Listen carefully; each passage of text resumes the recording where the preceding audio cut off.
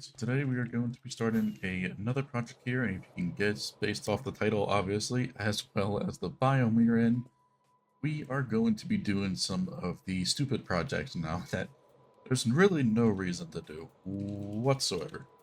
But we're still going to do it because that's sort of the stuff we're going to be getting used to at this point, and we already did most of these anyway, so we go back over here to what I like to call the Night Light Fury here with the toothless perimeter. This was originally just made just to make the map art. That was about it. That's a flat floor too. It's not even any staircase, nothing. You know, like about a year or so after the perimeter was made, we actually give it some sort of a function by adding a bat switch into it, which is like this over here. So, until we did that, it had no use. But I still love that perimeter. It's one of my favorite ones, even though it was one of the simplest ones because it had no farms, nothing, anything in it, all black concrete walls, and it's just a map art floor.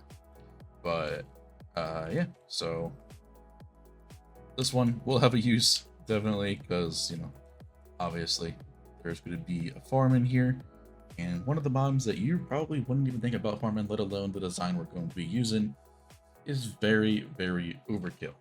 Now, the thing with this is that we have to make a full render distance perimeter with this.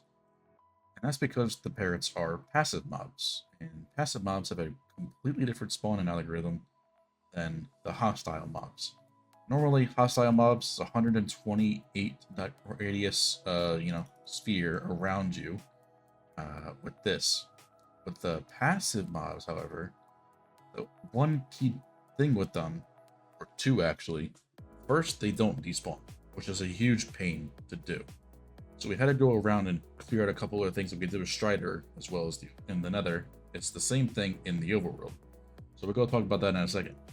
The second thing is that any of them in your render distance count towards the mob cap. And because they don't despawn, whatever you load, the mobs are spawned. They're like, will count to the mob cap. It's right here. There's no passive mobs by that bed, and our nether quarry is in the nether, so there's no passive mobs there. So just in this area alone, there's 165 passive mobs in this area. And that is because of the fact they don't despawn. And we have a 20 chunk render. The other key thing there is that the passive mobs spawn with generation, with new chunk generation. So if I go to explore any new chunks up in the north direction here, more passive mobs are going to spawn because the new generated chunk mobs don't count towards the mob cap and will go over. They basically don't count, they still count, but they ignore the mob cap limit. They still spawn. It's a very weird thing that I don't know why is a thing.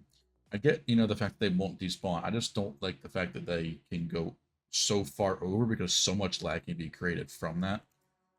But obviously ambient stuff like that, they want to have that, which I guess I kind of understand, but not really for me here.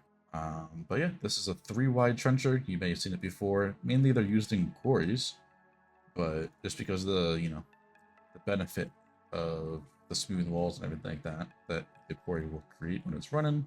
But for now, since they're released, I think anything above a 500 wide perimeter, these are definitely going to be 100% worth it. Just barely fits within the world limit of 117, so we'll be right up against the world limit up there for the blocks. But yeah, so we'll use this for here. And also another thing that will go for the main Road Eater trench. This is of course just the side trench for the Road Eater. And for us, this is like perfect height here. This tree is just below where the last block of the the grabbers will actually mine out. So that's pretty big there. No worrying about having to lower the final blocks above or anything like that. Obviously for mountains and like that, you'll have to worry about the decrease in that height for 117 and below. But in 118 you have a higher one, so there's also a 118 version that is taller, of course. But yeah, we only need the 117 version because we can't go any higher than 256 in 117 here. So yeah, these ones will go across. We'll do the same thing for the main trenches as well. So thing with these is we have to actually clear out some space for them to run. We can't just build it up, obviously, because that's to mine out the area. So I set up a beacon over here. Gives me the base effect and everything like that. But a mine down to the bottom here, all the way down to the edge of the pink.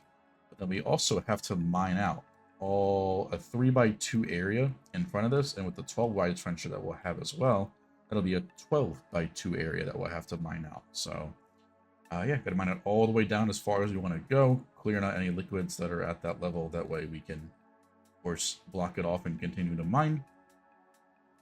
And the things we have to watch out for are any spawners, because they are immovable. I don't think we have anything in the way. I probably should have checked that beforehand, but before I run it, I'll obviously check that out.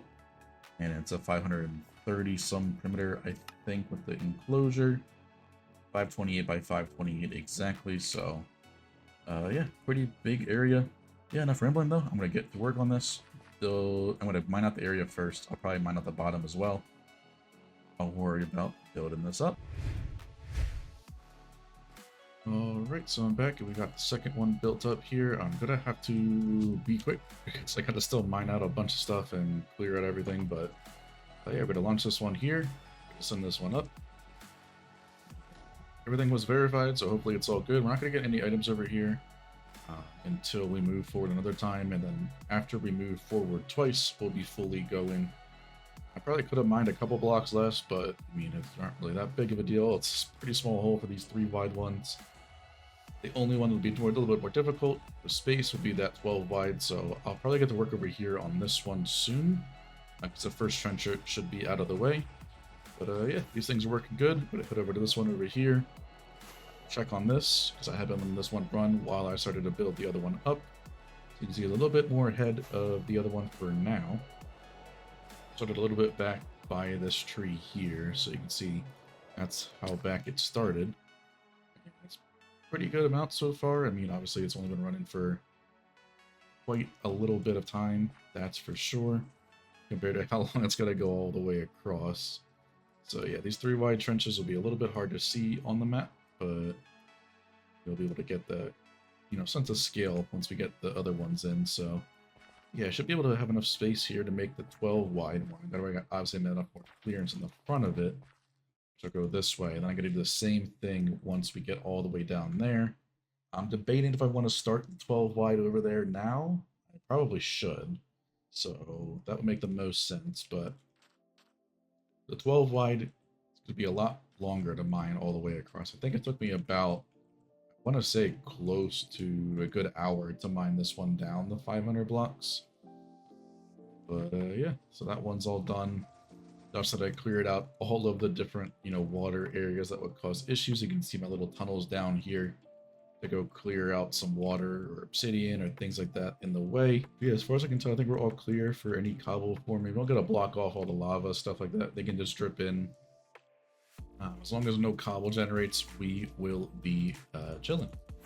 So yeah, it's the only thing I gotta worry about with these trenchers is, blocks that normal trenchers wouldn't have to worry about, like cobblestone and things like that.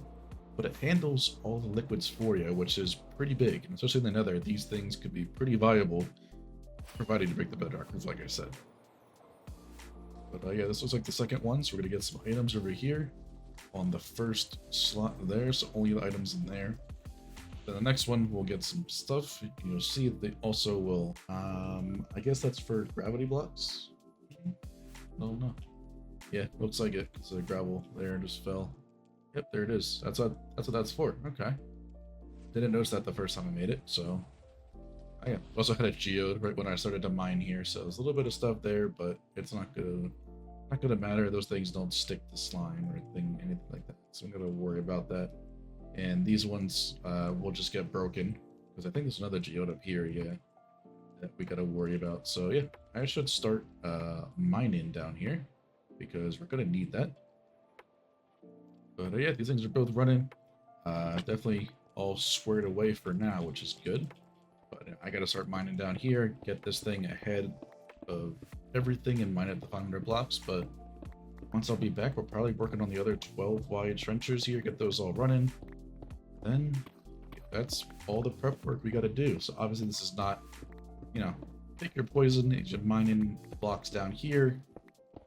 dealing with very little liquids and being AFK, or do you want to do the active work and constantly, clear out the liquids and everything like that? So for me, I'm gonna use a shot here, and we'll see how it goes because we got a couple more passive mob farm printers to work in the near future. So let's hope this goes well. We can continue to use them. I'll be back once we're all squared away.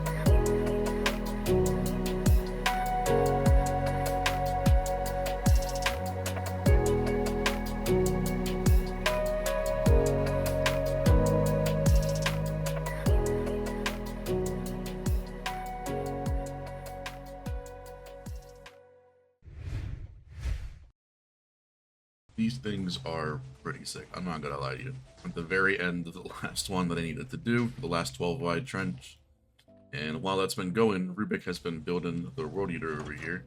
So we basically have that all built up while this was kind of like running behind. So the full 500, I think 28 wide World Eater is basically built up. I'm flying the wrong direction. Go this way, which is where we have the TNT area. That's all built up as well. And yeah, this may have taken longer, obviously, than just bombing them out. But it was a hell of a lot nicer to do instead. So I definitely do prefer this. If we have more than one person, I think it's pretty good. Especially mining out this area at the bottom here that we need to do for the actual trencher bit. This too tall area.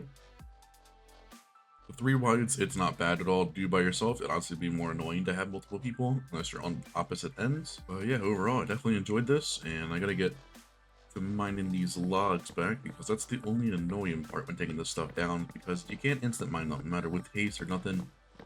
There's physically no way to instant mine these logs, so since it's near the end and it's just gonna get pushed forward anyway, I'm thinking about just mining them down right now. That way we get them out of the way. I don't gotta worry about too many getting at the bottom, but as you can tell, there's still a lot of logs because this area did deviate a lot in height. There was a couple mountains and things like that, so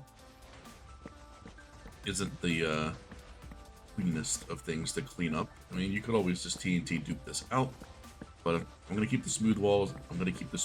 And then we're gonna get a geode through here as well at the very end, which is pretty nice. I'm gonna continue lining this up, and then we'll be back once the full perimeter is completed, because everything is basically ready to go at this point. A small little bit of the return side over here, and then we are good to go.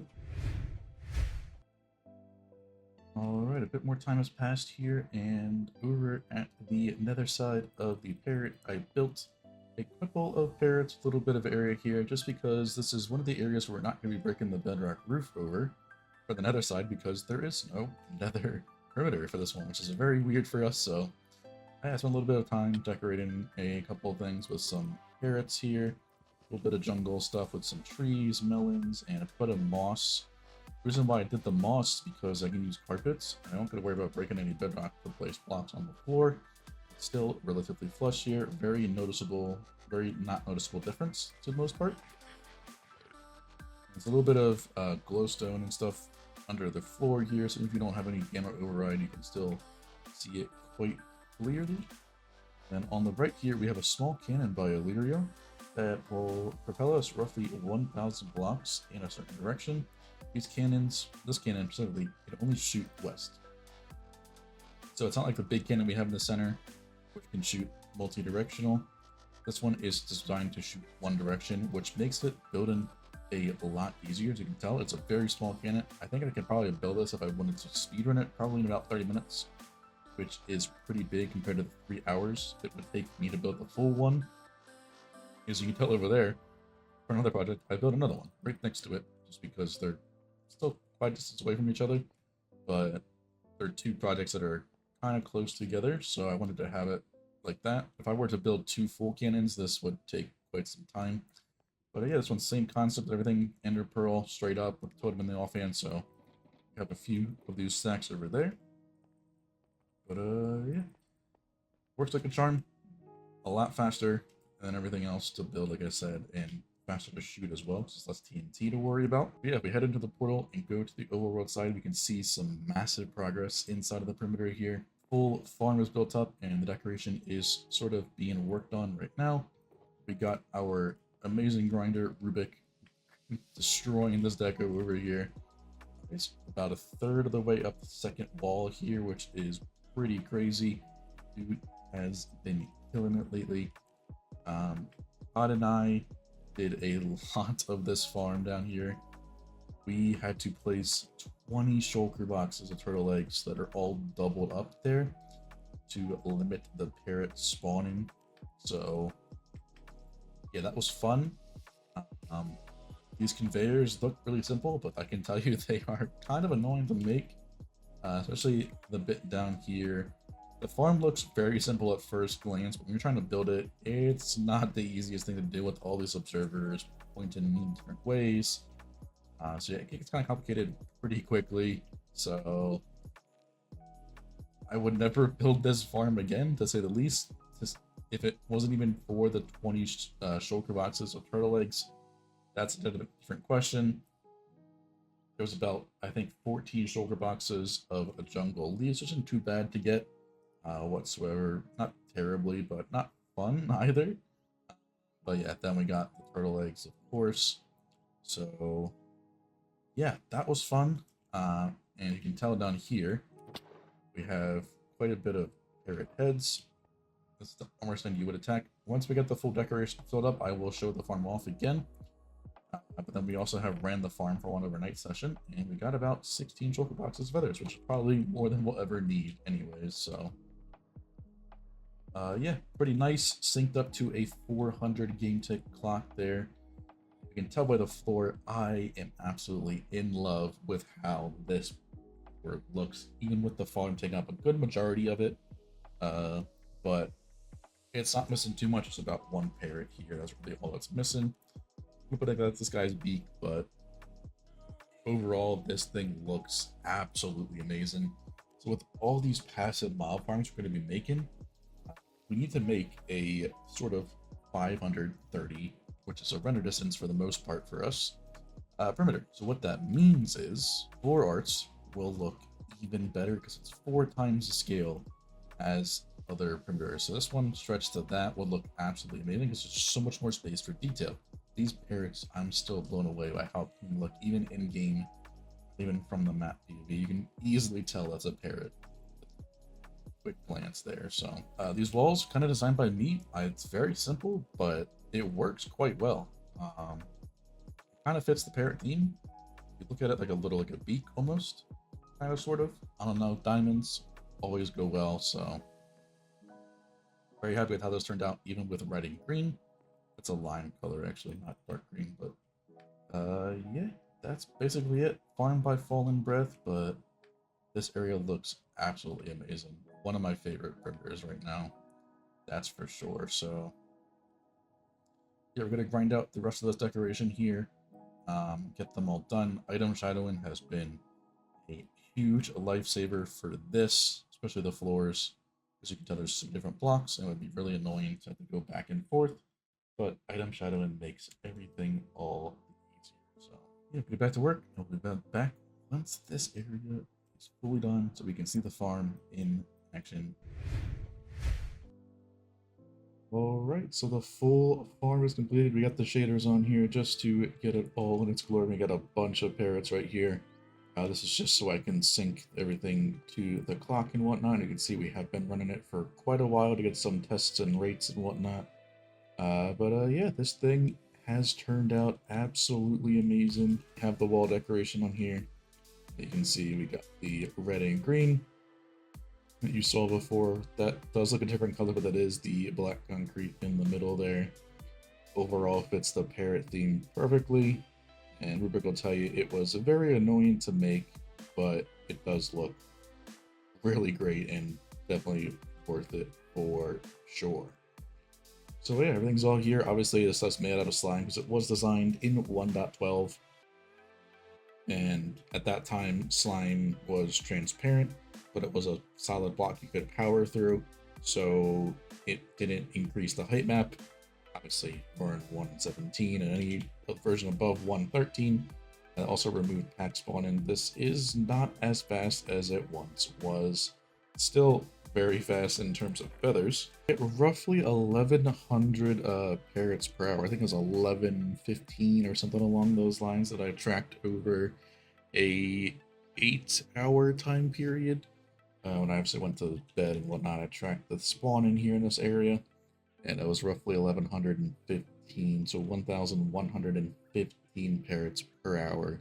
And each parrot averages around 3 feathers, so pretty much 2 shulkers feathers per hour is pretty good, considering, you know, chicken farms are probably a lot slower than that, even when breeding. Obviously, you can scale that up massively, but then lag is a precaution there, and it takes 20 minutes for them to grow up. So overall, I mean, this is a pretty good source of feathers. Whether we use it or not is to be determined, but there's not really much of a use for it. But yes, we got to see the farm in action here. I gotta make sure everything's all synced, so. But there's a better look at the walls, not in the rays of the sun. I will say this is one of the more satisfying farms to look at, even when it's just idle like this, because of the design that was done with the upwards diagonal piston conveyors here. Are just so pleasing to look at, and especially when they're running.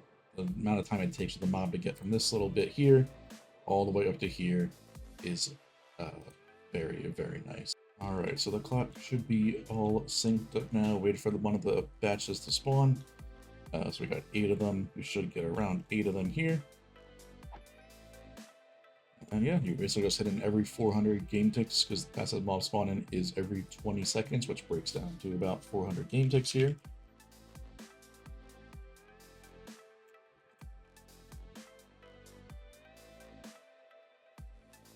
One more time from the center right here. Got a bunch of parrots there. It's still pretty decent, of course, with the, you know, the reduction in pack spawn and whatnot. So, yeah, we see the path they take here. So they get pushed into the center here, where they then get pushed over there, up into this diagonal, then combine with this one, and then combine together upside here.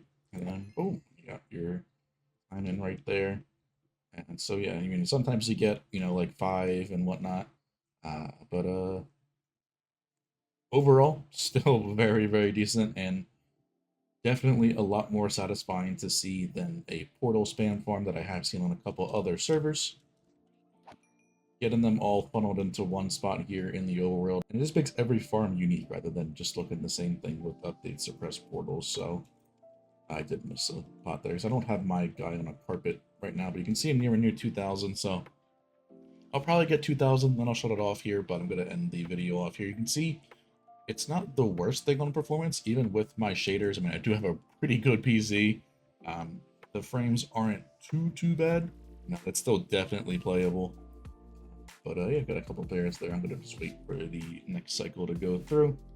But yeah, I mean, overall, this is one of my favorite farms just to look at, even when it's sitting idle, because, I mean, look at the thing. It just looks amazing. Fallen did an amazing job. Of course, link in the description down below. If you wanted to put yourself through the pain of building this thing, wouldn't recommend it unless you have literally all the time in the world to make the farm, let alone to make the perimeter. We like to do things overboard, and this is definitely one of the overboard farms for sure. Farming parrots just for feathers when there's countless other ways to get them. Definitely is something you could be spending your time with. But yeah, we got a lot of feathers here, so I'm gonna just sit here for a couple more minutes, get to 2,000, and then obviously we go from there. But the shulker load-in is very easy. It could have been a lot easier if you didn't have the mob heads, but of course, because I do have that, I had to add a filter, and then just command Leo's simple shulker box loader down at the bottom there. And then that just makes its way up to an elevator to a single chest, because we're never ever gonna fill this thing whatsoever. So I'll just put these feathers in there, let them go to the system. Yeah. One more batch here before we end the video off. A couple, 4 or 5 of them in there. But yeah, it's good for this episode. Make sure you like, subscribe, all sorts of things, and I'll see you in the next one.